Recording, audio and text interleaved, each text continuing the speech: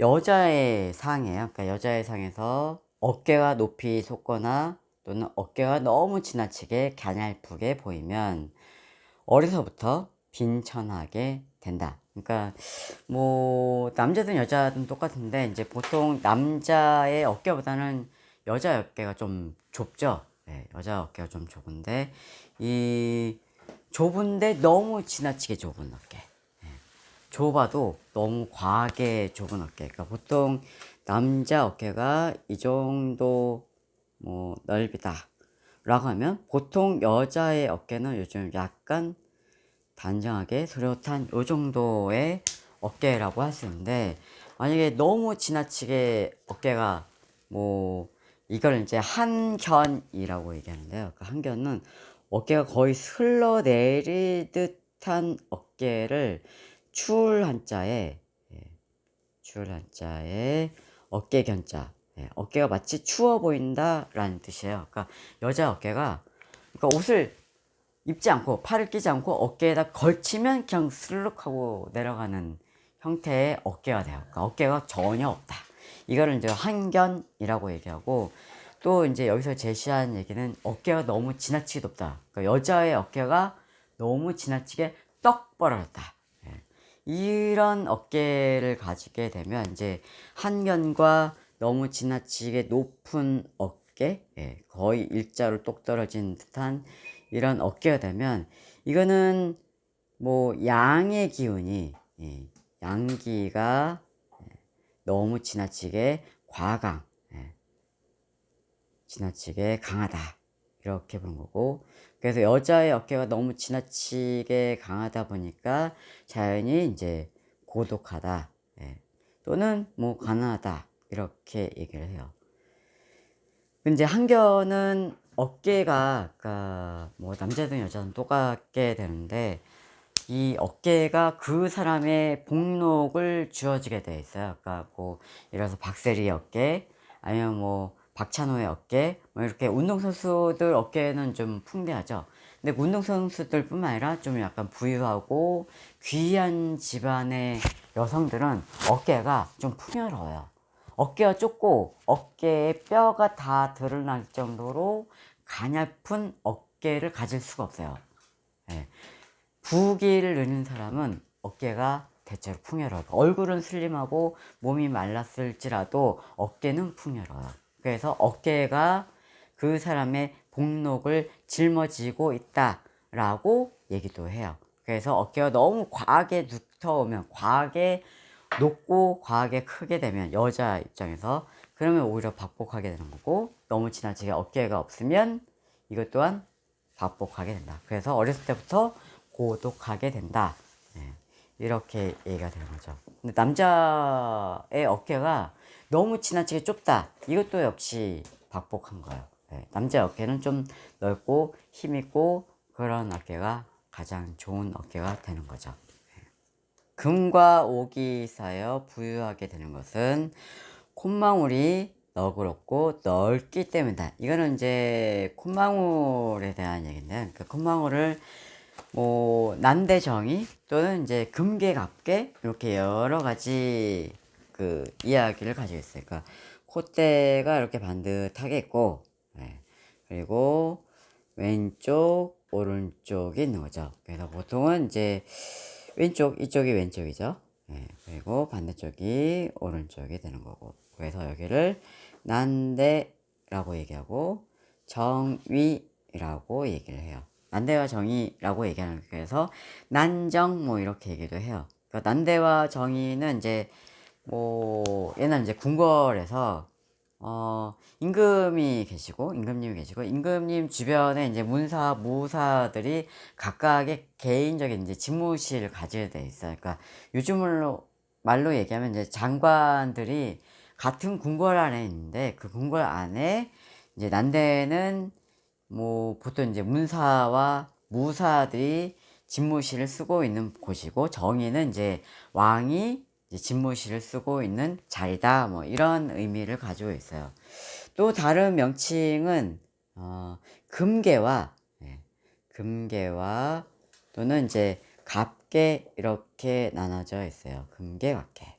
그러니까 괴자라는 말은 이제 이 상자괴, 뭐 괴짝괴, 뭐 이렇게 얘기해요. 그러니까 금괴, 예, 금이 가득 담겨져 있는 괴짝 또는 갑괴라고 얘기해요. 갑괴라는 얘기는 옛날 이제 사대부 집안에 이제 뭐 좀 부유하고 좀 권력이 있는 집안에서는 개인적인 사병을 키웠어요. 그래서 개인적인 사병의 이 갑옷과 그리고 병창기 이런 것들을 창고에 담아 놓기 때문에 그런 것을 이제 갑계라고 얘기하는 거죠.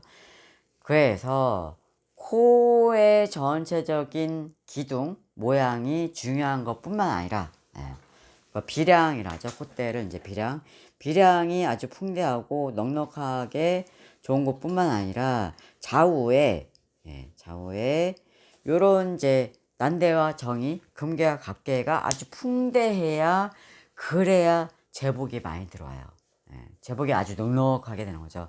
예를 들어서 콧대는 두툼하고 실실한 아주 좋은 콧대를 가지고 있는데, 만약에 양쪽 난대정이 금괴 어깨가 이렇게 홀쭉하다, 그러면 오히려 제복이 안 좋은 거죠.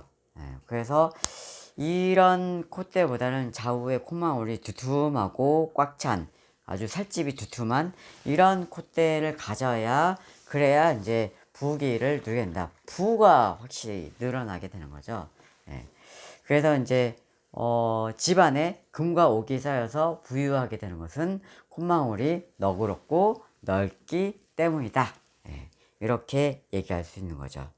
비단 옷 속에 구슬을 감추고 있는 것은 얼굴이 둥글고 단정하며 반듯하기 때문이다.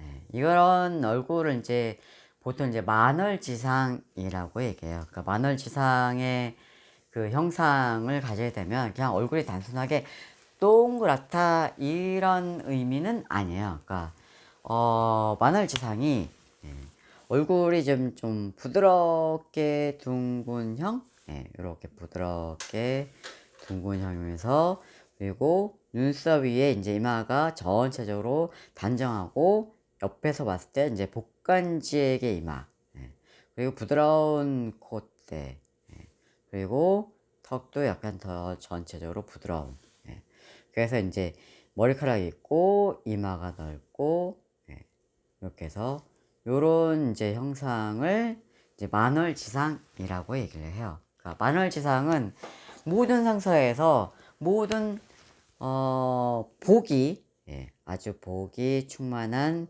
상이다. 그래서 복상이라고 얘기를 해요. 예. 그러니까 여자의 상에서도 복상이라고 얘기하고 남자의 상에서도 복상이라고 얘기를 해요. 그러니까 이게 이제 살이 아주 풍만하게 있다 해서 복상은 아니에요. 그러니까 이마가 둥글고 코가 단정하고 얼굴이 이제 얼굴형 자체가 좀 동글동글한 형태를 이제 복상이라고 하는데, 이러한 복상이 되면 재물이, 예, 자기가 직접 재물을 구하려고 하지 않아도 재물이 스스로 붙게 되고 자연히 부귀영화를 누리게 된다 라고 되어 있어요. 그러니까 이런 복상은 이제 처음에 이제 귀한 집안에 태어나고 또 귀한 뭐 남편을 만나게 되고 또 그러니까 총명하고 영특한 자녀를 둬서 그런 부귀영화를 평생 누리게 된다, 이렇게 얘기를 할 수가 있게 되는 거죠.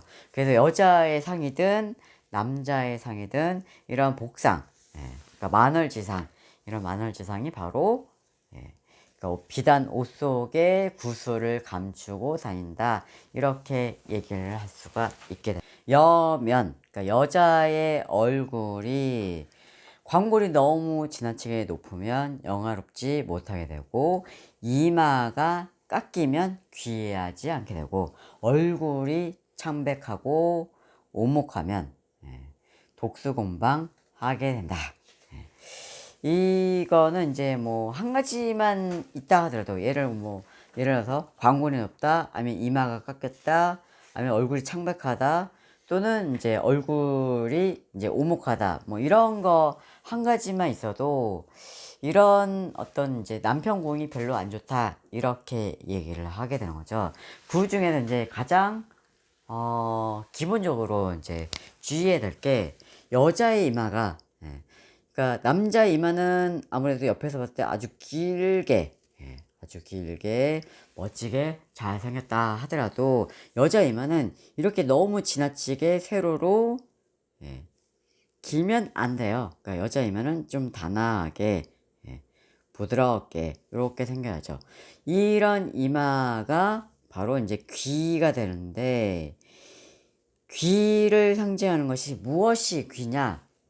그 여자분의, 아버지가, 그리고 남편이, 그리고 아들이 귀하게 된다. 그러니까 이마가 귀하게 되면 아버지가 귀하게 되고, 남편이 귀하게 되고, 아들이 귀하기 때문에 본인 역시도 역시 귀하게 된다는 거죠. 그래서 근데 이 이마가 조금이라도 이렇게 찌그러졌거나, 아니면 이제 뒤로 기울어졌거나, 이렇게 뒤로 기울어졌거나, 이마가 단정치 못하게 이마에 발재가 찌글찌글하거나, 이렇게 되면 이런 것들이 이제 아버지, 남편, 아들이 귀하지 못하고 본인 역시 귀하지 않게 되는 거죠. 그래서 이마가 단정하지 못하면 뭐 귀하지 못하다 이렇게 해요. 두 번째로 이제 광골이죠. 광골은 보통 이제 사람의 얼굴형을 이제 동자형 이렇게 얘기해요. 그러니까 뭐 코가 있고 코에 눈과 눈썹이 있으면 요 부분이 이제 광골 부위가 돼요. 광골은 옆으로 돌출되면 안 돼요. 앞으로 예쁘게 단정하게 돌출이 되어야, 그래야 단정한 광골이다. 그런데 광골이, 너무 지나치게 돌출하게 되면 어떻게 되냐면, 코가 있고 광골이 이만하게 얼굴 옆으로, 이마보다 더 높게 광골이 이제 옆으로 튀어나오게 되면 이제 횡관, 광골이 옆으로 돌출됐다 이렇게 된 거죠. 그러면 이 광골이 너무 과하게 되다 보니, 골격이, 골격이 횡골, 골횡 이렇게 된 거죠. 그렇게 되면 그 사람의 운명이, 이런 경우는 남자도 마찬가지예요. 광골이 너무 옆으로 횡관됐다 이렇게 되면 이 자기의 운명이 파란을 겪게 된다. 그래서 남편 구인이 좋지 않다. 그래서 자녀 보기 좋지 않다. 이렇게 되는 거죠. 좀 심하면, 코는 작은데 광골이 너무 지나치게 크게 되면 이 40대에 이혼을 하거나 남편과 헤어지고 이 사별을 하는 경우가 더러 있게 되는 거죠. 그리고 얼굴이 너무 지나치게 창백하다. 이거는 음의 기운이 너무 과한 거예요. 음의 기운이 너무 지음, 그러니까 창백하다, 하얀 게, 하얀 것이 너무 지나치게 과하다, 과백하다, 뭐 이렇게 얘기하는데, 과백하면 지음지체, 지극히 음한, 음한 체형이 되기 때문에, 이렇게 되면 남자의 양기를 너무 지나치게 빨아들이기 때문에, 그래서 남자가 오래 살지 못하게 된다. 그래서 이런 상들이, 만약에 한두 가지가 더 결합이 되면 독수공방이 더 심해지게 된다. 색이 선명하면 반드시 영웅호골이 될 아들을 생산하게 된다. 이 얘기는 이제 그 여자분들이 이제 그 산딸이 다 돼서, 산딸이 될 때, 그때쯤 이제 8개월, 9개월쯤에 얼굴에 나타나는 혈색을 보고 판단하는 거예요. 그래서 이제 얼굴의 혈색이 맑고 깨끗하게 고우면 보통 이제 뭐 눈이라든가 눈썹과 눈, 요 부위에 나타나는 혈색인데, 그 혈색이, 보통 눈썹 중간에 인당, 그리고 눈썹을 포함한 이 눈 주변 또는 이제 천창, 요 부분에, 요 부분에 바로 이제 홍기 또는 자기 이렇게 얘기해요. 눈썹까지 이제 포함해서, 이 홍기와 자기,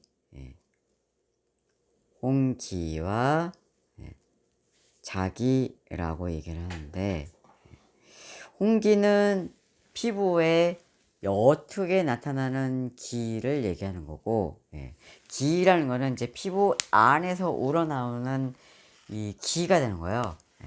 예를 들어서 이제 피부가 있다. 피부가 있고, 그 다음에 피부 아래 뭐 핏줄이 있다.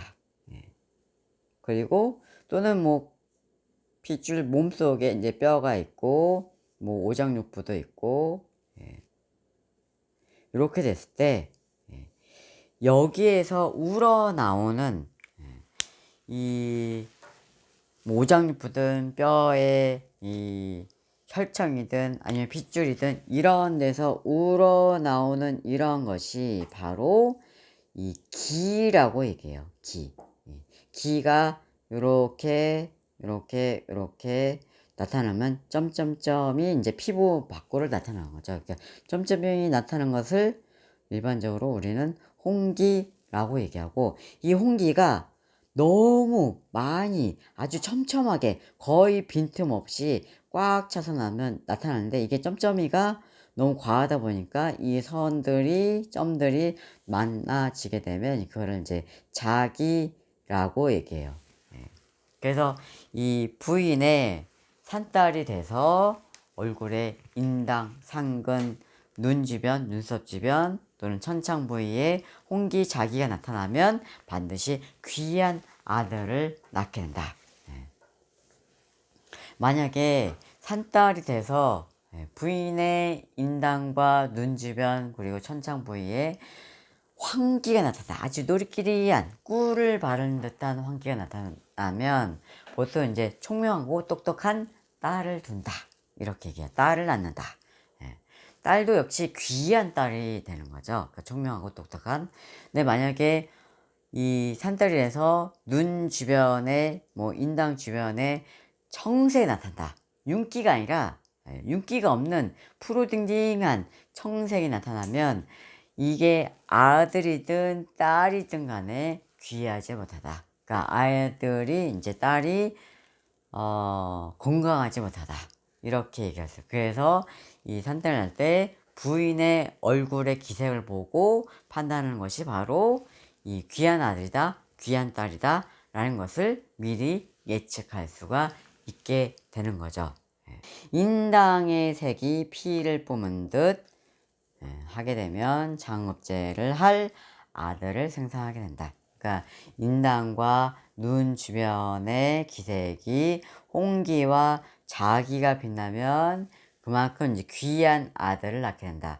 또는 이제 인당과 눈 주변의 기색이 황기, 아주 꿀을 발단 황기가 빛나게 되면 귀하고 총명한 딸을 두게 된다.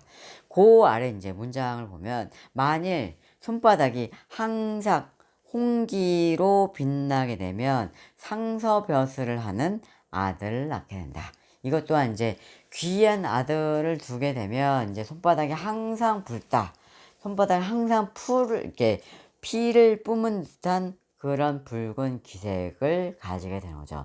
예를 들어서 아들이 아직 고시 패스를 하지 않은데 고시 패스를 했는지 안 했는지 이제 막 검색을 해야 되는 단계에 있는 거죠. 그 단계에 있을 때 만약에 어머니의 손바닥이 이미 아주 새빨갛게 붉게 물들어 있으면 검색을 하지 않아도 하기 전에 이미 아들이 고시 패스를 한 것을 어머니 손바닥으로 보고 판단할 수 있다. 만약에 불합격하게 되면 어머니 손바닥이 하얗게 되는 거고, 합격을 하게 되면 손바닥이 붉게 물들다, 이렇게 얘기할 수 있어요. 즉 이 얘기는 소원이라는 것은 모든 일에 대한 결과 그리고 자손, 결실 이런 것들을 상징하게 되는 거죠. 그래서 소원이라는 것은 굉장히 중요한 부분이 되는 거예요. 제가 이제 손을 잘 못 그리긴 하는데, 손이라는 것은 나무에 가지가 되고, 그 가지 끝에 걸려 있는 열매가 아주 잘 탐스럽게 예쁘게 열려 있다. 그런 것이 바로 손바닥에 아주 점점이 붉게 많이 나타나게 되는 거죠. 그러면 열매를 딸 수 있을 만큼 잘 익었다. 열매가 잘 일어났다. 그러면 나무 가지 끝에 열매라는 것은 결국은 이 모든 일에 대한 결과가 되고, 그리고 자녀가 되고, 그리고 그 사람의 그러니까 일에 대한 마무리가 된다.